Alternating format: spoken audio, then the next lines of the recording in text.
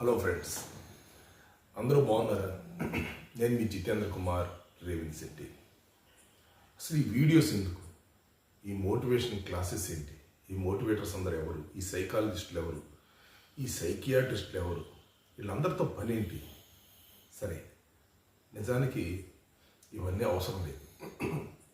పోనీ ఈ సైకియాట్రిస్టులు, సైకాలజిస్టులు, మోటివేటర్స్ నిజంగా అందరి జీవితంలో సక్సెస్ నిజంగా సాధించి చెప్తున్నారా, లేదా ఊరికే అక్కడక్కడ నేర్చుకున్న 4 మాటలు మాట్లాడుతున్నారా అని అంటే నిజానికి 90% మంది అక్కడక్కడ నేర్చుకున్న మాటలే మాట్లాడతారు. సరే, ఇది మనకు అవసరమా?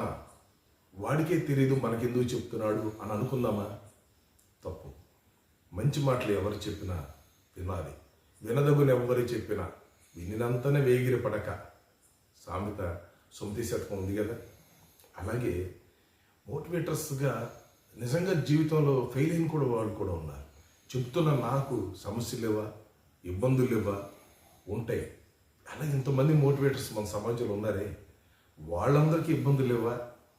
ఉన్నాయి, ఉంటూనే ఉంటాయి. మన మనిషి అన్నాక బ్రతికినంత కాలం చివరి వరకు ఈ సమస్యలు, ఈ ప్రాబ్లమ్స్ అని ఈ వలయంలో తిరుగుతూ ఉంటాడు. ఎందుకనంటే ఇది సహజం, ప్రకృతి నియమం. అలాగే మోటివేషన్లో అత్యధికంగా గొప్ప పుస్తకాలు రాసిన డేల్ కార్నెగీ అని ఆయన how to win friends and influence people అలాంటి గొప్ప గొప్ప పుస్తకాలు రాసిన డేల్ కార్నెగీ సూసైడ్ చేసుకుని చనిపోయాడు. అలాగే సిగ్మండ్ ఫ్రాయిడ్కి సైకలాజికల్ ప్రాబ్లమ్స్ కూడా తనకి కొన్ని ఉన్నాయి, డిమెరిట్స్ ఉన్నాయి. సైకాలజీలో దిట్ట కదా సిగ్మండ్ ఫ్రాయిడ్ అంటే, వీటన్నిటికీ పితామహుడు కదా అనుకున్నాం, కానీ ఉన్నాయి. ఆల్ఫ్రెడ్ హిచ్కాక్ అని ఆయన భయపెట్టే సినిమాలు తీశాడు, తనకు కూడా భయం ఉంది. కానీ ఎట్లా ఉంటుందంటే, ఒక మనిషిలో నుంచి వచ్చే మాట ఎదుటి మనిషికి ఏ సందర్భంలో ఎలా ఉపయోగపడుతుందో తెలియదు, కానీ మనం దాన్ని గమనించుకోవాలి, మనం ఉపయోగించుకోవాలి. ఒక అతను సూసైడ్ చేసుకోవడం కోసం చనిపోదామని వెళుతున్నాడు.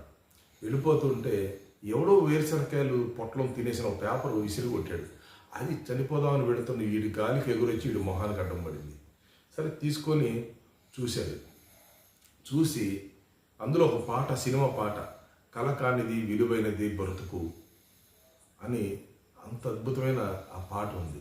శోధించి సాధించాలి అది ఏ ధీరగుణము అని గతంలో పాత పాట ఘంటసాల గారు పాడారు, రచయిత నాకు గుర్తులేదు.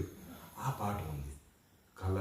దాన్ని పట్టుకొని ఆ వ్యక్తి వెంటనే తను సూసైడ్ అనే ఆలోచన విరమించుకొని అక్కడి నుంచి లైఫ్ స్టార్ట్ చేశాడు.